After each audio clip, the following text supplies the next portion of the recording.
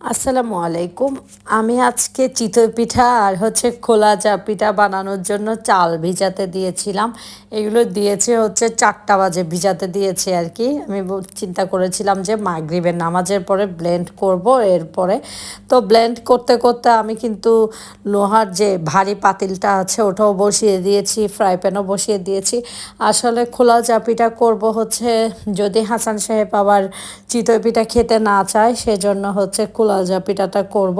কলাজা পিঠাটা আমার বড় ননাসের কাছ থেকে শিখেছি আর কি। ও এত বেশি মজা এটা, কিন্তু এটা চালের মেশিনের গুঁড়া দিয়ে আরও বেশি সুন্দর হয়, একদম ডোসার মতো নিচে দিয়ে মচমচা হয়।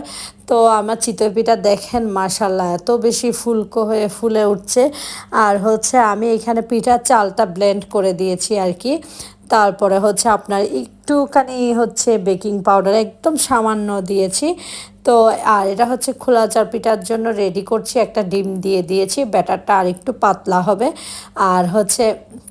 আর চিতই পিঠাটা বানাচ্ছি আমার জন্য মানে খেজুরের রাব দিয়ে খাওয়ার জন্য। আর কয়েকটাতে দিয়েছি আমি নারিকেল দিয়েছি, ফ্রিজে নারিকেল ছিল, হঠাৎ মনে পড়েছে তখন আমি এনে নারিকেল দিয়ে দিলাম। তো দেখেন মাশাল্লাহ নারিকেল দেওয়ার পরও কিন্তু মাশাল্লাহ ফুলে উঠছে। এখন খোলা যারা পিঠাটা করব, এটা আমার এই প্যানেই সুন্দর মতো হয়, একদম মচমচে টাইপের। কিন্তু এইটা একটু মানে অনেকক্ষণ রাখতে হয়, তারপরে আর একদম প্যানটা যেন ভালোভাবে হিট হয়ে গরম হয়ে যায় আর কি।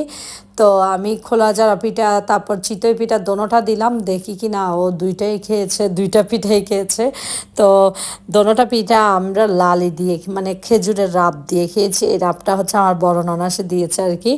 এত বেশি মজা, অথেন্টিক রাব একদম। ওনাদের নিজেদের খেজুরের গাছ আছে মানে ফেনীতে আর কি, ওখান থেকে করিয়ে তারপর নিয়ে আসে ওনার জন্য। তো উনি আমাকে দিয়েছে একদম অরিজিনাল আর কি, খুবই মজা। এটা দিয়ে খেতে, চিতই পিঠা দিয়ে খেতে আমার এত বেশি মজা লেগেছিল। আগে আমরা খেতাম, এটা আমার বড় খালার বাসায় গেলে এটা বেশি পেতাম আর কি।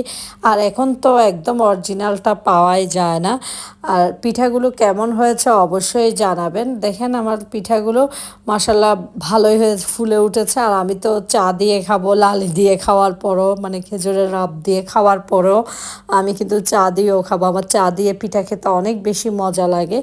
এই তো তারপরে চায়ের জন্য আমি আরেকটা খোলা জারা পিঠা একদম মচমচে করেছি, তারপরে সেটা চা দিয়ে খেয়েছি। আর আপনাদের যদি পিঠাটা ভালো লেগে থাকে, আমি কিন্তু চাল ভিজিয়ে ব্লেন্ড করে করেছি।